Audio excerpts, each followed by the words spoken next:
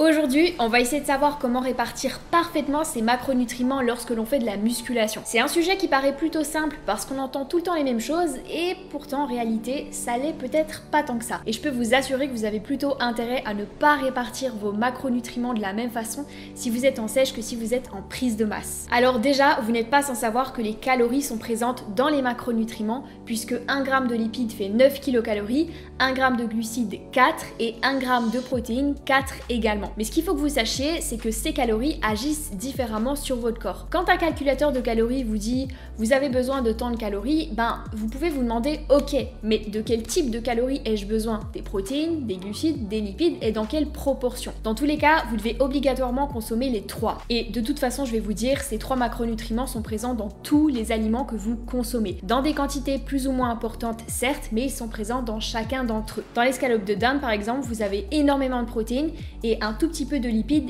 et de glucides, mais il y en a quand même un petit peu. Et si ces macronutriments sont essentiels au corps, c'est parce que chacun d'entre eux ont un rôle bien précis dans l'organisme. Et sachez qu'ils sont tous présents dans votre corps. Les glucides, donc le sucre, on le retrouve dans notre ADN, puisque ADN signifie acide désoxyribonucléique, dans lequel on retrouve le terme ribose, qui est en fait un sucre. Sans parler du fait que c'est grâce aux glucides que vous constituez vos réserves de glycogène, qui est l'énergie qu'utilisent principalement vos muscles. Je pense que voilà, je vais rien vous apprendre si je vous dis que les lipides, vous les retrouvez dans vos tissus adipeux, c'est-à-dire vos graisses, qui sont bien évidemment essentielles à votre organisme puisqu'elles constituent la membrane plasmique qui est la membrane qui protège et délimite vos cellules. Sans parler du fait que les lipides servent de précurseurs pour la biosynthèse de différentes hormones, dont la testostérone qui est indispensable pour la prise de muscles. Et enfin les protéines que vous connaissez bien je pense, se trouvent en grande partie dans nos muscles. Je me permets d'accentuer un petit peu plus sur le rôle des lipides et des glucides parce que dans le milieu du fitness, c'est vrai que beaucoup de gens ont répandu l'idée qu'il fallait manger beaucoup de protéines et que finalement les glucides et les lipides n'étaient pas si importants que ça. Que bien sûr il faut en manger mais que finalement la manière dont on les répartit n'a pas tant d'importance. Ce avec quoi je suis pas tout à fait d'accord et je vais vous expliquer pourquoi. Je vous propose de commencer avec les glucides. Comme je vous l'ai dit, les glucides ont un rôle indispensable au sein de votre organisme. Il est donc essentiel d'en consommer un minimum. Donc la diète cétogène qui est un type d'alimentation qui consiste à manger très peu de glucides et énormément de lipides en remplacement, on l'oublie. Parce que si vous faites ça, votre corps va augmenter sa production de corps cétoniques qui sont des composés toxiques pour l'organisme lorsqu'ils sont présents dans de trop grandes quantités. Et alors on peut se poser la question inverse du coup, est-il mauvais de consommer trop de glucides? Une idée très répandue également dans le milieu du fitness est que si l'on mange trop de glucides, nos stocks de glycogène vont se retrouver saturés et transformer l'excès de sucre en graisse. Et c'est vrai, mais laissez-moi quand même apporter quelques nuances. C'est là tout le problème des abus de langage et des simplifications que font certains influenceurs puisque la plupart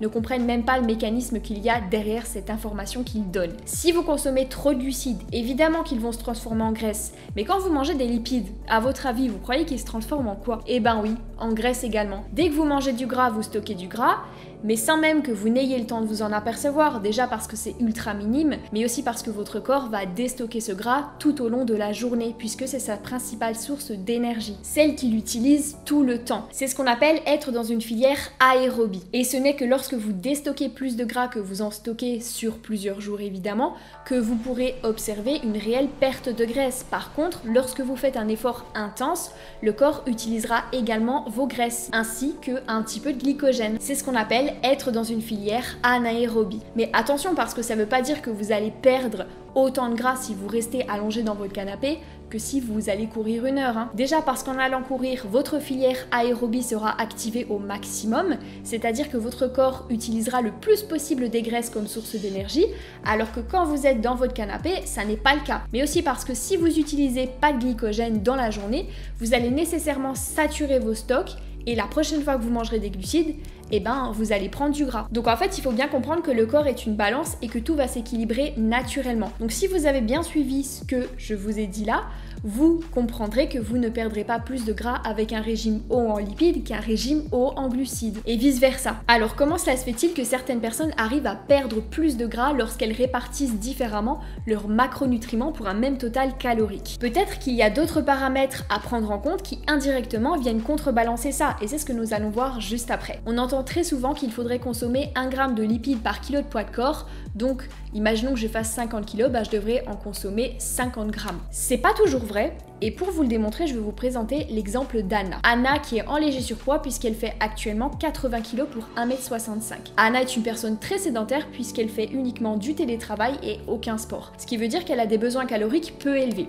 1900 calories pour être exact. Sauf qu'Anna décide de perdre du poids. Et pour ça, elle devra faire un déficit calorique. Déficit qu'elle va provoquer avec 20 minutes de marche tous les jours et une diminution de son apport calorique. Imaginons qu'elle passe à 1750 calories. Dans ces 1750 calories, elle devra consommer au minimum 80 grammes de lipides d'après la règle pour respecter les 1 g de lipides par kilo de poids de corps, ce qui fait à peu près 700 calories rien qu'avec les lipides. Et pour les protéines, on va partir du principe qu'elle devrait en manger 2 grammes par kilo de poids de corps parce que c'est une idée qui est très répandue et c'est les recommandations habituelles sur lesquelles on reviendra d'ailleurs juste après. Ce qui fait 160 grammes de protéines, donc à peu près 600 calories. Ce qui fait qu'il lui reste à peu près 400 calories glucides à consommer par jour, ce qui représente 100 grammes. 100 grammes de lipides, c'est rien du tout. Ceux qui comptent leurs macronutriments savent qu'avec 100 grammes, on fait pas grand chose, on peut pas manger grand chose. Et c'est presque intenable sur le long terme. Ça n'est pas mauvais d'un point de vue santé, 100 grammes ça le fait, mais le gros problème c'est que vous n'aurez pas grand chose dans l'assiette. Vous risquez de ne jamais vous sentir rassasié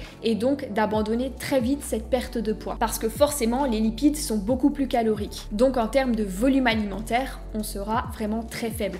Dans cette situation, il serait plus sage et plus optimal qu'Anna mange 50-60 grammes de lipides par jour. Ça lui laisserait plus de place aux autres macronutriments et ça lui permettrait de poursuivre son déficit calorique sans trop de difficultés et donc d'observer une perte de poids. Et je vais vous dire, pour les protéines, c'est pareil. 2 grammes par kilo de poids de corps, c'est beaucoup trop si vous êtes en surpoids ou en obésité, si vous avez un excès de masse grasse. Déjà parce que si vous en consommez trop et ce sur le long terme, vous allez vous défoncer les reins et encore une fois car c'est dur à tenir et en plus plus on a une alimentation protéinée généralement et plus ça revient cher parce qu'on va manger potentiellement plus de viande, plus de skyr, plus de poisson, plus d'œufs et je peux vous dire, et vous pourrez l'affirmer je pense, que tout ça, ce sont des aliments qui sont bien plus chers que de manger un peu plus de pâtes ou de manger un peu plus de riz. Idéalement, il faudrait calculer vos besoins en protéines à partir de votre masse maigre, c'est-à-dire votre poids sans la graisse, et non pas votre poids total. Mais pour la connaître, il n'y a que le DexaScan qui est réellement fiable, donc les balances connectées, je vous le dis tout de suite, on oublie. Et de toute façon, la plupart des femmes, je vais vous le dire, qui veulent prendre du muscle,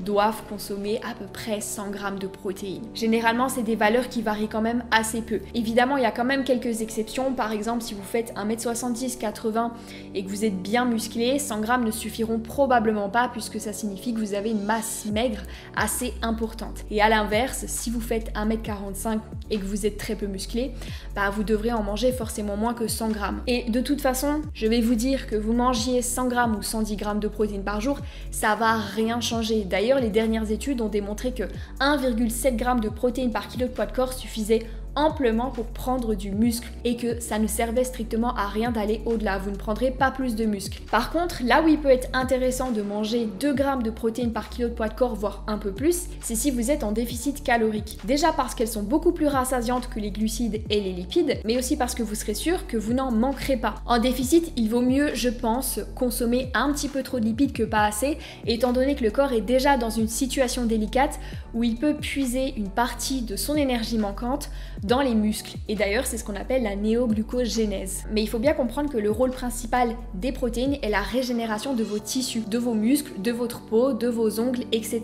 Contrairement aux glucides qui peuvent être stockés sous forme de graisse et aux graisses qui sont des graisses, les protéines ne sont pas une réserve d'énergie. Par contre, ça ne veut pas dire qu'il faut que vous amusiez à manger plein de protéines et très peu de glucides et de lipides pour maigrir, parce que votre corps est capable de transformer cet excès de protéines en glucides. Et oui, encore une fois, le corps est une balance qui est vraiment bien faite. D'ailleurs, en parlant de sèche et de prise de masse, n'hésitez pas, si vous êtes en prise de masse, à monter vos lipides, puisque ce sont quand même des calories faciles. Vous pouvez sans problème aller jusqu'à 2 grammes de lipides par kilo de poids de corps, voire au-delà si besoin, à condition encore une fois que vous ne réduisiez pas trop votre apport en glucides à côté, parce que je rappelle que la principale source d'énergie de vos muscles et les glucides. Sans glucides, vous risquez d'être fatigué à l'entraînement et donc de ne pas prendre de muscle, alors que c'est quand même le but premier d'une prise de masse. Mais bon, de toute façon, je vois pas trop comment on pourrait faire une prise de masse avec une diète cétogène. Déjà, quand on est normal, c'est un type d'alimentation qui est un petit peu compliqué à mettre en place, alors avoir une diète cétogène en prise de masse,